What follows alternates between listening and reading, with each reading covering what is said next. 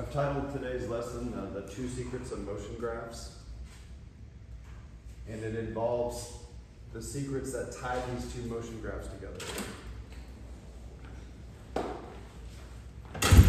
So when you're looking at this motion graph, there are clues about what this motion graph looks like. And when you're looking at this motion graph, which is blank now, you'll have clues about what this motion graph looks like. So eventually today we'll reveal those two secrets, but first we need to do some setup. So I'd like you to draw on paper exactly what you see here with the ruler. Try to use a ruler to make the hashtags as well, like the hashtags, the hash marks, right? The little marks. Try to use a ruler to get that so you have a nice set of axes. Also, make sure you draw the velocity time graph below the position time graph. Okay, put them exactly in this orientation with the exact numbers. We're going to add some practice in here. Once you have made these graphs, I would like you to determine for this graph here, for the motion AC, determine the distance traveled, right, and the displacement, which we, well, write out displacement. But remember that is delta x, that's how we write displacement mathematically. So, for the segment AC, right, starting at A and ending at C, what is the total distance traveled and what is the total displacement of the object to create this graph?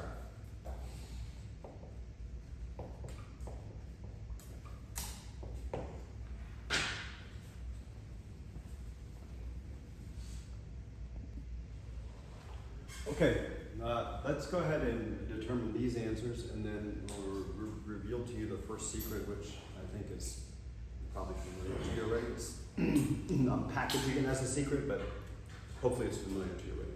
The second secret will be new. Okay, would somebody like to volunteer an answer for what you got for the total distance of the segment AC traveled? What total distance did we cover?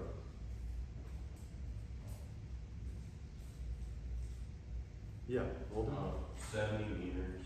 70 meters, okay, let's check that. So we start here at 10 meters, right, we go to 40, so that's 30 meters, right? And then we go from 40 all the way down to 0, so 30 plus 40, 70 meters, very nice. Okay, but someone else, the displacement is only what? Maybe? Minus 10. Yeah, 10 meters, only 10 meters, and it's minus 10, right? And that's because they end up 10 meters in the negative direction of where they started. Displacement is simply a comparison of your final position to your initial position, but it includes direction, right? In other words, displacement is a vector, as direction. Questions on that? Okay, let's go to secret number 1.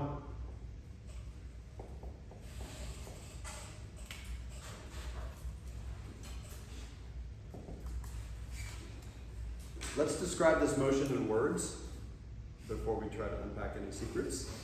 This is a skill that you should be getting pretty comfortable with. You should be able to describe any motion on a motion graph that you see in words. And when I say describe the motion in words, I mean give 2 pieces of information. You should say something about the speed and something about the direction. So let's look at segment AB. Will, what can you tell us? How would you say the motion AB in words? Like a medium constant pace in the positive direction. Excellent. Medium constant speed, positive direction. It's sufficient to say, it's good for you to be like, is this medium or fast or slow? But often without like comparing it to another one, it's maybe not obvious whether it's fast or slow, right? If you could compare it to a steeper line, then it could be slower, right? If you compare it to a more shallow line, it would be faster. So medium constant speed.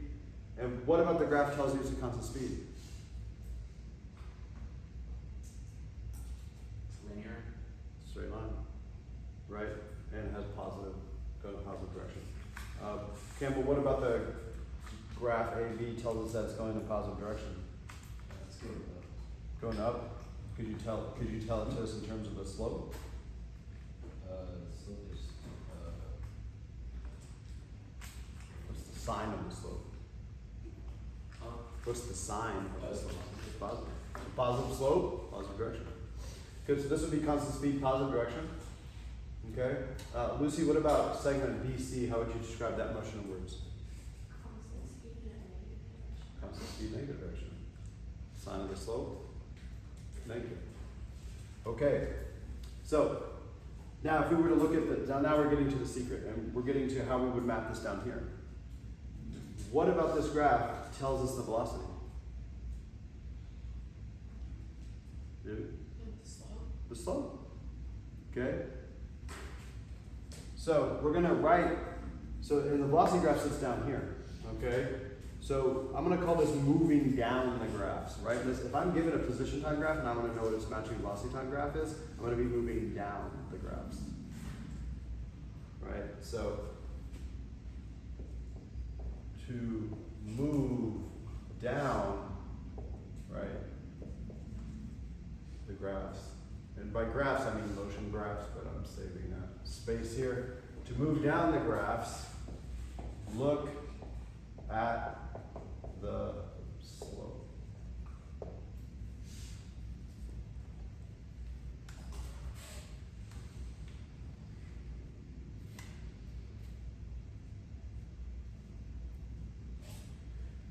I could have said this differently, right? I could have said the graph beneath is a map of the graph above's slope. Just a little more clunky English-wise, maybe a little more accurate. This one is simply a map of that one's slope. Right? Whatever this one's slope is doing, that's what this is reading out. Let's try it. We need the slope of segment AB.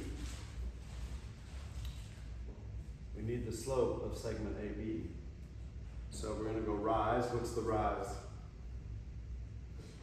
30 over 6. 30 over 6? 5, right? So I could write up here 5 meters a second, right? That's 5 meters a second. And I can come over here. I should probably number these here. 2, 4. And the whole time it's 5, right? It's 5, 5, 5, 5, right? The whole time it's 5. So over here, it's just going to be 5 all the way across.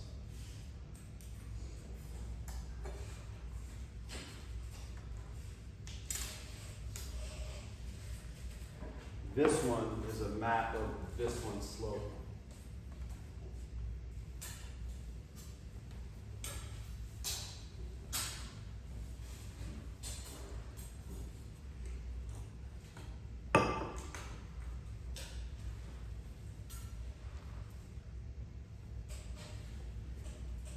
We're going to do a similar thing for segment BC. All right, can somebody tell me the rise of segment BC? Negative 40, very nice. We started at 40, we ended at 0, right? So negative 40. So remember when you do slope, you do have to pay attention to whether it's going to be a positive rise or a negative rise. If you're going down, it's a negative rise. You're doing y2, 0, minus y1. Right? We're still doing slope. I'm just using different words. 0 minus 40, negative 40. So we have negative 40 over 10, right? Negative 40 over 10. So that's going to be down here, right? Negative 4. So I come down here to negative 4.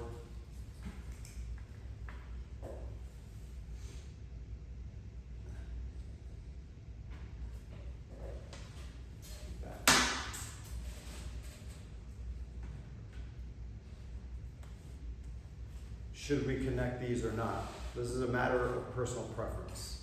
There isn't a right answer. If you remember from Mr. P's lesson, right? These vertices, these corners are not possible in real world motion. What would be here instead? Do you remember from Mr. P's lesson? Curve. A curve, right? Because it takes time to change your speed.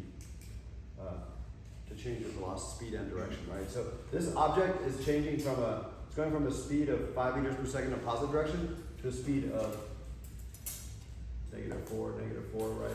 -4, -4 meters per second, or 4 meters per second in the negative direction. In our graph, it's doing it instantaneously. That motion's not possible. So some people like to leave a gap here to communicate the fact that it's not really possible to make this as one motion, right? So I'm just going to separate the two. Other people are like, well, you know, these two lines are connected, so I'm just going to connect these two lines. I don't care. It's really a matter of personal preference. I'm going to leave it disconnected for now. All right, so maybe I've said a few things slightly differently. I think you're familiar with the idea of looking at this slope to get this graph. Okay, so that's the first secret of motion graphs. That's called moving down the graphs.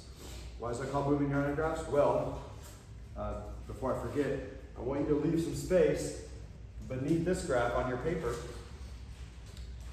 for next unit when we add in an acceleration time graph. Because next unit is called accelerated motion. We're going to look at accelerated motion, we're going to add an acceleration time graph. But the secrets will still hold. If in the future you want to move from the velocity time graph to an acceleration time graph, you'll look at this one's slope. Okay, so leave space down here, we'll add that later. Any questions before we go on to the second secret? All right, the second secret, as you might have guessed, is about, well, what if I was given this graph first, and I had to move up to this graph? What would that secret be, right? Well, that's going to be secret number 2. Okay, and this is the part that's new, this is the part that we really haven't looked at yet. But there is a way to get from the lower graph to the upper graph. Okay, so I'm just going to write out the secret first here. To move up the graphs, look at, and then I have to put this phrase, okay, that's going to be new to some of you. Look at area under curve. Area under curve.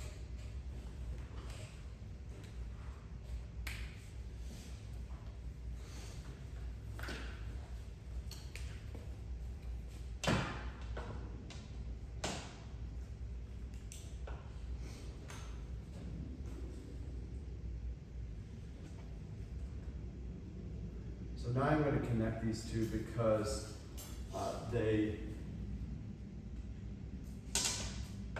it will be more easy to see this area concept. Okay, so I'm going to make it look, go ahead and make your graph look like this. I think this will be more helpful.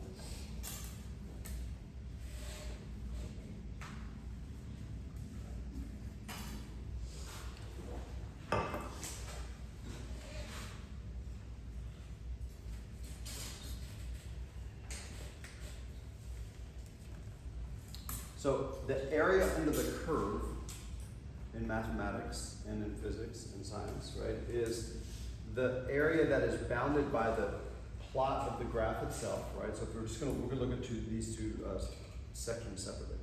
So if you look at the first 6 seconds, right, we have this graph here, right? The area under the curve is the area between the graph and the x-axis. See that area there? We're gonna shade that area now.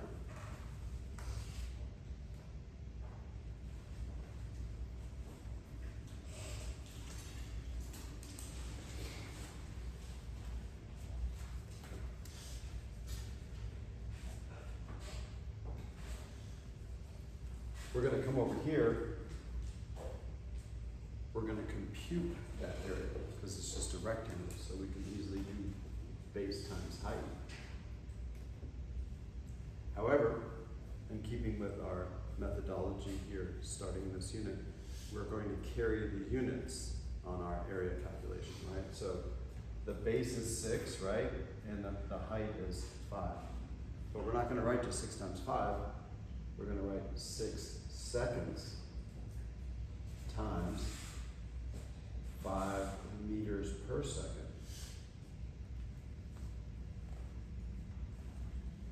And of course that comes out to 30, but what are the units? The units are meters.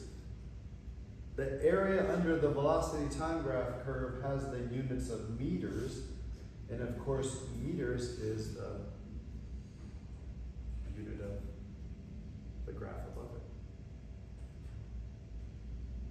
Look how far we moved. Did we start at 10 and end at 40? Okay. Well, there it is. Okay, so let's write this additional. Well, we'll finish this one too, and then we'll add just a smidge here. All right, you guys see how that works? Okay. Let's try the other one. All right, so let's go ahead and shade this area.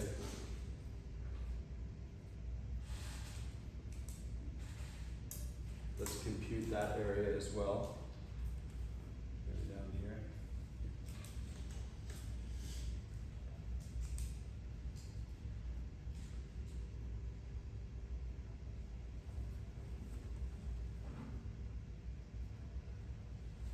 So there's a little bit of a challenge here with the language, right? Because now we're going to look at the area between the graph and the axis, right? We're looking at the same area, but technically this would now be the area above the curve, right? Because the plot is here, the curve is here, right? I know this is not a curve, but please understand that when we say the word curve, we just mean the plot on the graph, right? Which could be a line or a curve. So I know that this area now is technically above the curve, but we don't use the phrase area above the curve. We use area under curve for both this and this. Let's compute it. Okay, so now we have a run of 10 seconds. And a rise, right, a height of an area here, but we do have to pay attention to the negative sign. So here we have a height, a rectangle height of -4, right? -4 meters per second. Okay, well, of course, that equals -40 meters.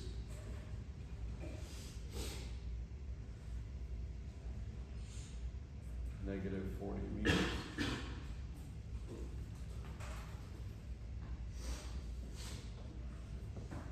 And that, of course, corresponds to the displacement from B to C. See that? So that's an easy way for you to move up the curve. If we start with this graph and you have to figure out what this graph looks like, then you have to compute the area. Hold it. How do you know that line AB starts at 10? Really? So I want to save that question for just after this next comment that I have. So just to clarify what Holden's asking, he's saying, so we know here that the change is 30, right? We know that during this motion we move 30 meters. But Holden's asking, how do we know that it started at 10? Well, let's answer it now, actually. We don't. So you lose that piece of information. All you know during this motion, all you know that this velocity time graph represents is a change of positive 30 meters. It does not tell you where it starts. Okay. And if you're wanting more explanation, we would then have to pull back the curtain behind which is some calculus. Right? So what I'm basically teaching you today is I'm teaching you calculus concepts in an algebra way. Okay? These graphs are connected most fundamentally mathematically through a calculus connection. And it's best understood that way. I have a good way to tell you how this is connected to this without using any calculus terms, but I don't have a good way to tell you why we lose that piece of information here without invoking calculus. And you don't need to know. You just need to know that when you go up the graph, you don't know where it starts. You just know what the change is. Let's finish up here our notes. Let's write one more thing here. Let's say this area under VT curve, right? Area under VT curve equals displacement.